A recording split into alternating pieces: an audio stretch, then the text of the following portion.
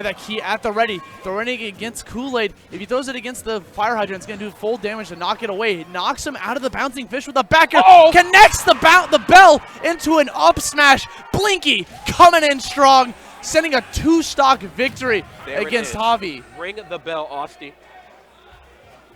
Wow. Fantastic first game there by my man Kool-Aid. Javi, the matchup unfamiliarity definitely showed. It definitely is taking effect. If you're not familiar with the matchup, you're going to get caught off completely by some of the projectiles. Maybe you're not used to the bell coming at a complete arc and catching you completely when you're catching you in a jump. Bell is really good for taking away someone who's a little jump happy. There it is. And it leads into some really big kills off of the stun. But now we see Kool-Aid switching to Sheik. As we know, Kool-Aid does have a Sheik at the ready. Interesting, though. Maybe he thought that Javi was starting to adapt to the Pac-Man a little bit. He's like, you know what, I'll just steal that first game win with the Pac-Man unfamiliarity before we can adapt to it. Bam, here's my Sheik. It's something I could be thinking about. The thing is, Kool-Aid has the first character pick. Kool-Aid has to commit to a character pick before Javi gets the counter pick. Yes. Okay, and he's going with Sheik. Are we going to do Javi Sheik was definitely thinking about using Cloud against his Pac-Man. That's why he switched off of it. Pac-Man versus Cloud is one of the most atrocious matchups in the game. It very much is. But with the way that Kool-Aid played, I wouldn't be surprised there if he was able to close that one out versus Cloud. But nonetheless, we have double Sheik here. Okay. And it's very much starting out like a Sheik ditto. You know, one comboing the other very, very quickly out the gate. As you know, combo is, or Sheik, excuse me, is combo food even for herself. Yeah, Kool-Aid rocking the grape Kool-Aid flavored Sheik.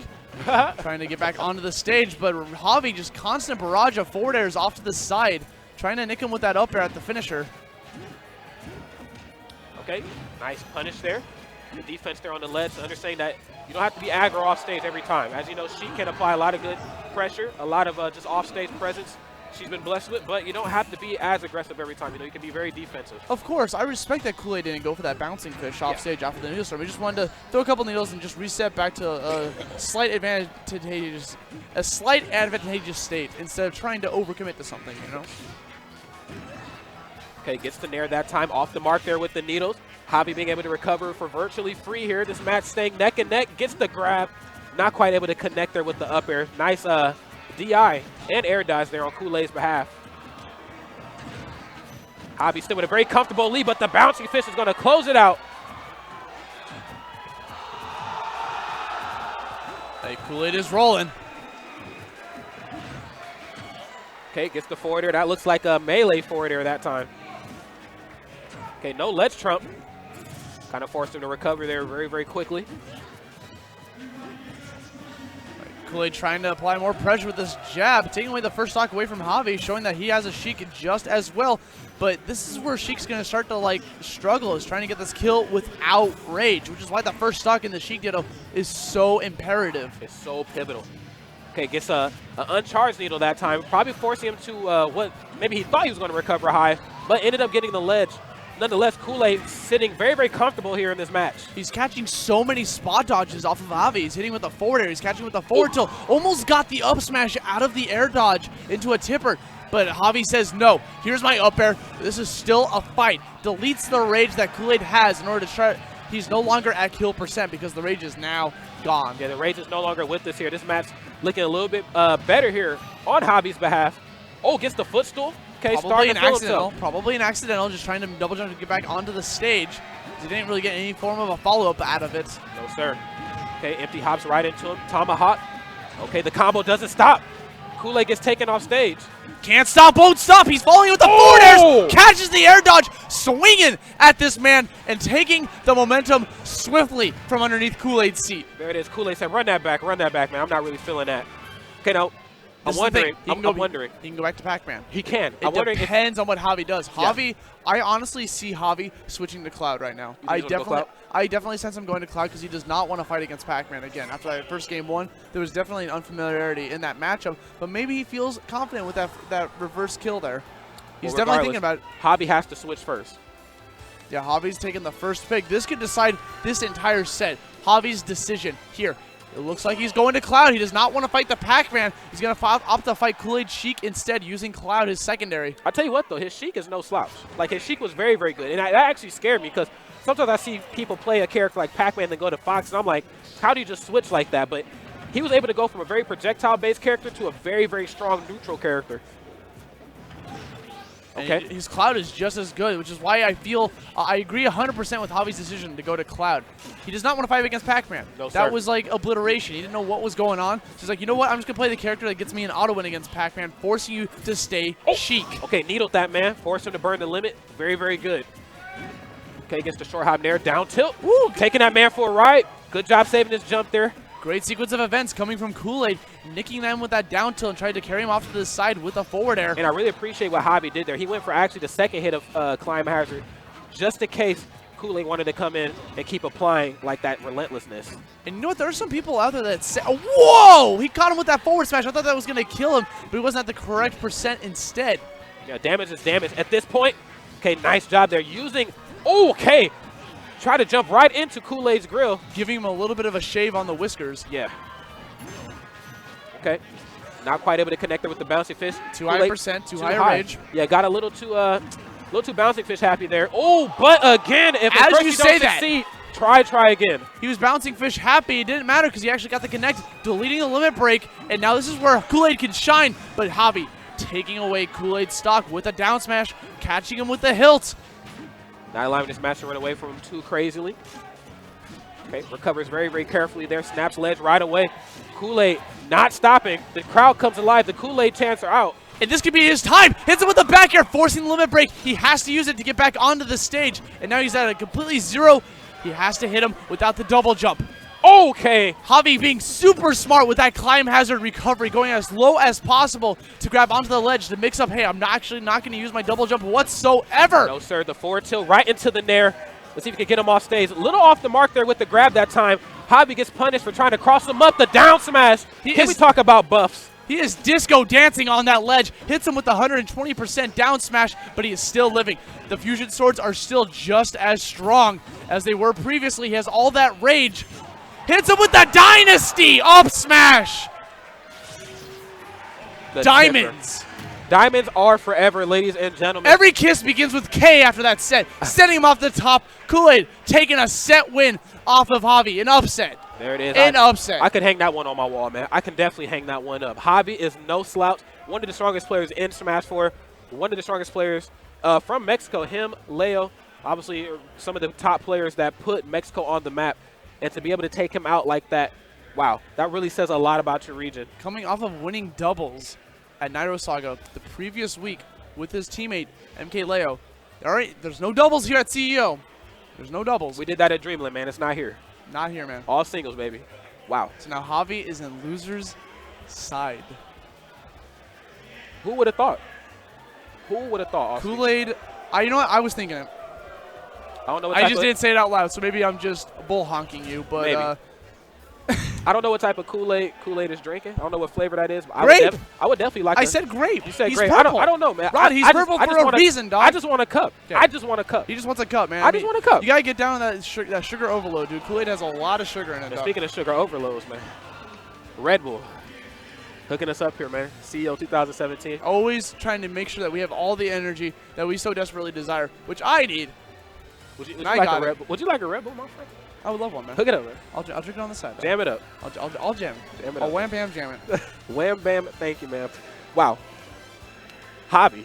I can't get over that. Dude, I mean, still have Kool-Aid goosebumps. is good, dude. Kool-Aid is very good. And I know, but the entire set was decided, in my opinion, that first game. That first game was the most important game in that entire set because Javi was like, okay, what's going on with this Pac-Man? I don't know what's happening. It's crazy. But I feel like he could have adapted if he continued to play it. But the second the fear of Cloud coming out, it was like, psych, I'm going to Sheik. My Sheik's just as good. If not better. If not better. If not better, man. I love that he caught it. Yeah. I feel like that's something a lot of players can bring to the table is have an unorthodox secondary that you bust out game 1 or game 2 to sneak a game win in because before they can adapt to it, you switch back to your main. Well, it's a very valid strategy in a best 2 of 3. Absolutely. And what happens is you see those unorthodox characters at high level and you think, okay, he mains Duck Hunt, he mains Pac-Man. This is all he can do. This is the only high level character he has. So then when they bust the secondary out, you don't respect it. You're like, bro, you're a Duck Hunt man. You're a Pac-Man man. You're a Me Gunner man. You don't play top tiers. You don't know what you're doing. Bruh, that Sheik, OD, actually out of control. Oh. Crazy. Rod, you want to tell me what OD stands for? I don't Let the viewers know. No, I'm not going to. We say it all the time. No, man, you let them know. I don't want to let them know. I don't want to let them know. I can't let them in on the lingo. But what I can let you in on is this next match, man. It looks like we got possibly DAF versus P2P. So that's going to be Florida versus the DFW area, if I'm not mistaken. That's where P2P would give this is from. Pokemon main extraordinaire, Man's Greninja, has a strong Lucario, though. I seen that last winter at Super Bit Wars 4. I went to Oklahoma, had the opportunity to see how the South plays for the first time. They have a lot to offer, man. The South is nothing to sleep on. Nothing. Crazy. Nothing at all. No, sir. Man, you know, Dath, you know, Robin, man. We saw him play earlier. We did. Demolished Poet, Captain Falcon. Let's see if he can demolish a Pokemon. I mean, we don't know that's actually P2P coming up to the stage just yet. We know for a fact that it is going to be Dath whatsoever.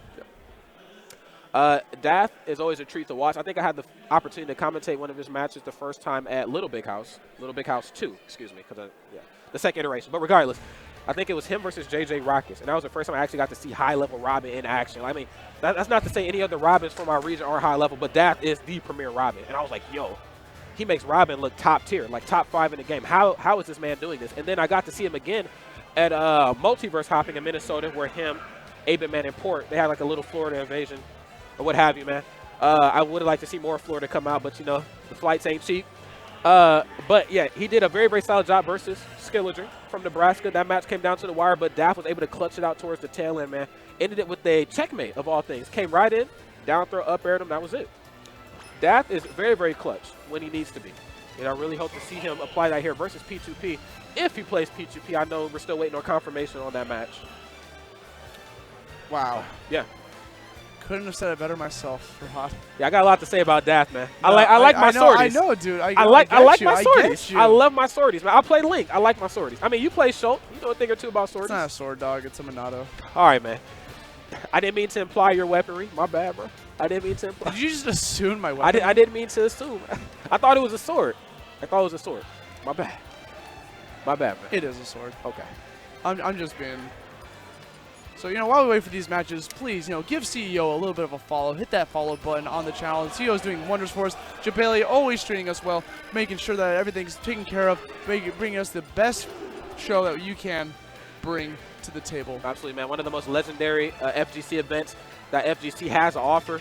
Running multiple games here. There's a friendly room. There's so much going on. Again, hashtag CEO 2017. Arms coming soon. I saw Arms. Arms just came out today. Arms coming soon. Marvel versus Capcom Infinite setups are here as well. There might be an invitational tomorrow for CEO Arms. Maybe.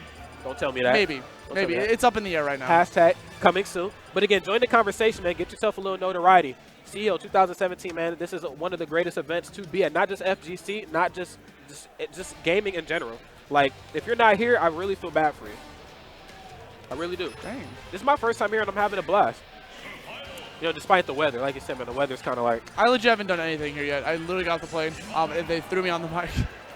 So I can't wait to actually do stuff once we're done here today. But we have some great sets coming up still today. Dath versus P2P, in fact, is actually going to happen.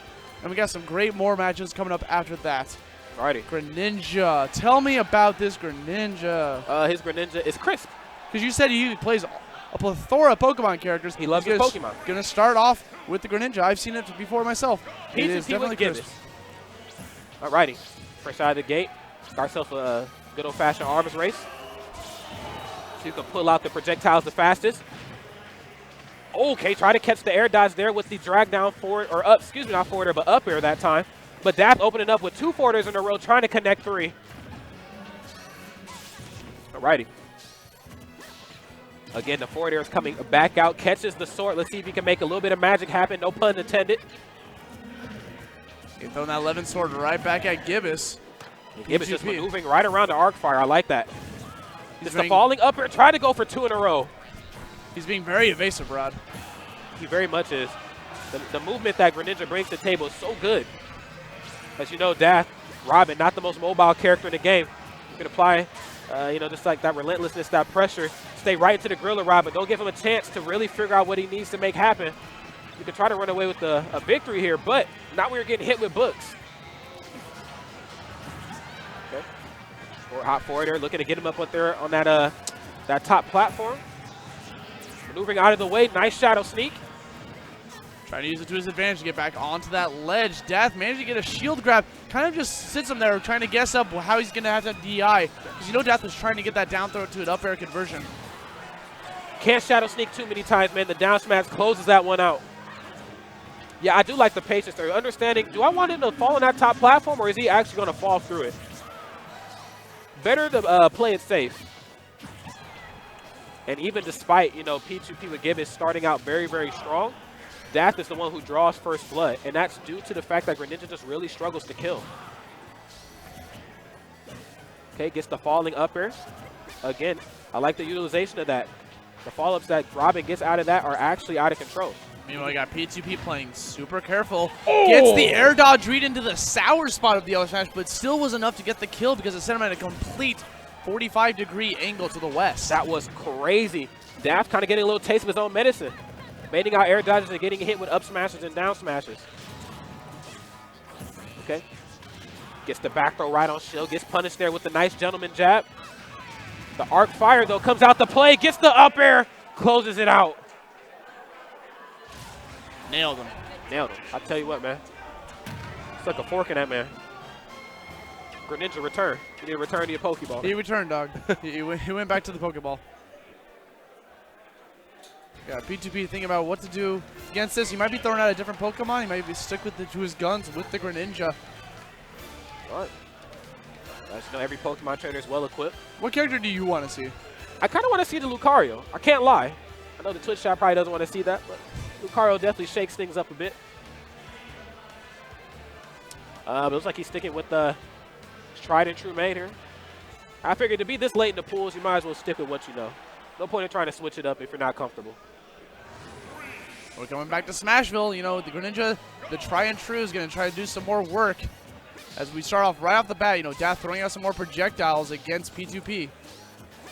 No one's been touched yet, but as I say that, we get that conversion off of the water shuriken into a forward air, pushing Daft to the side of the stage. Definitely opening up very, very quickly here, Austin. Gets the 1-2-3 jab, and the forward air right into the up air, into the back air, throwing out every aerial in the world. Okay, P2P with Gibbous trying to shadow sneak out of the danger there, but Daft just not letting up.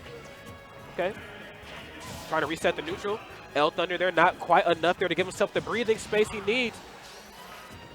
And you know, this is a winner's finals match in the pool, so the winner of this will move on to the phase 2 of pools for top 96 tomorrow. That it will. The winner's side, it's going to be super important for them to land that. Daft tried to throw the book at him, tried to lay down the knowledge, but didn't connect, but does not matter. Hits him with the 11th sword, sends him off to the top, sends him packing. Bye-bye. It never stops here with Daft. Gets the falling up air, a rising up air, try to go for 3 in a row. Gets the grab. Oh, no! He lived! He actually lived! He used his hydro pump to get to the left side of the stage. I got that L thought win. What is happening? I don't know what's happening. Okay. It's the second hit of the L win that you need to connect, if I'm not mistaken. If you get both, they're in good shape. They might be able to recover. It's exactly what we've seen there from P2P with Gibbous. They're hug the stage, recovered as low as possible, snap the ledge, shadow sneaks still off stage out of the face of danger. Daft really trying to stick it to him here. Gibbous really struggling to find this kill. Gets the down throw, techmate. Wow, Greninja faints. Wow. I have no words. I literally have no words. I need subtitles. Free. I need some subtitles.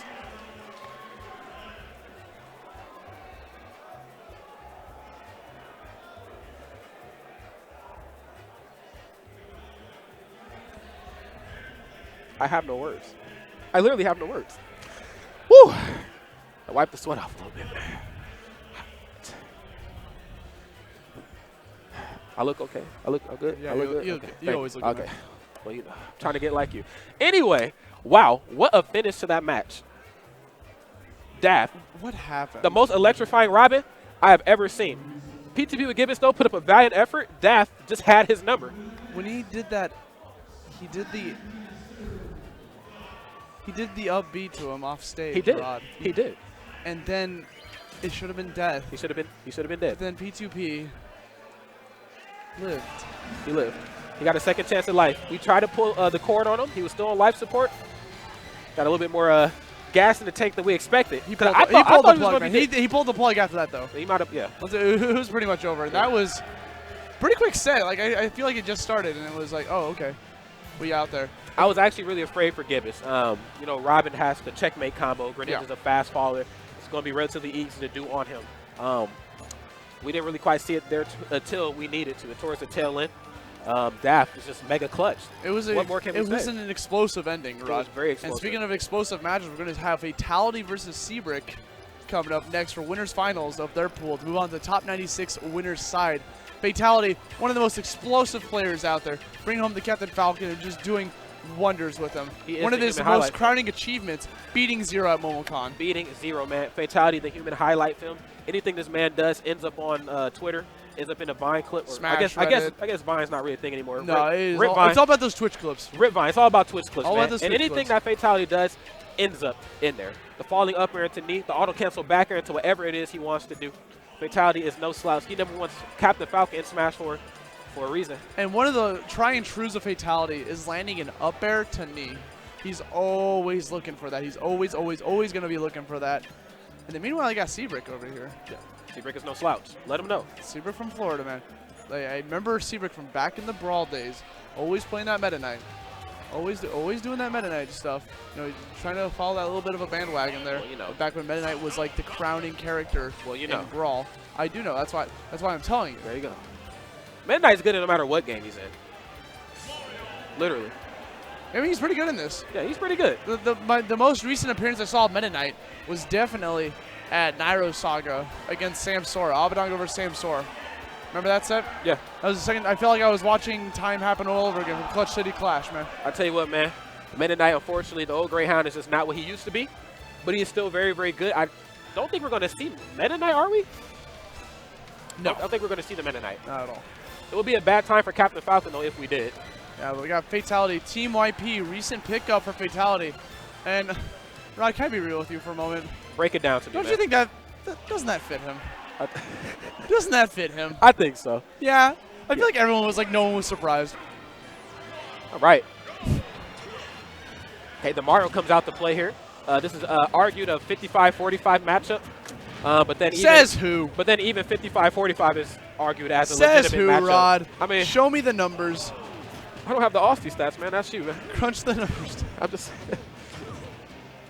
Alrighty. Okay, nonetheless here, Fatality sitting very comfortable right now with this lead here, just really sticking to Seabrick, not letting up.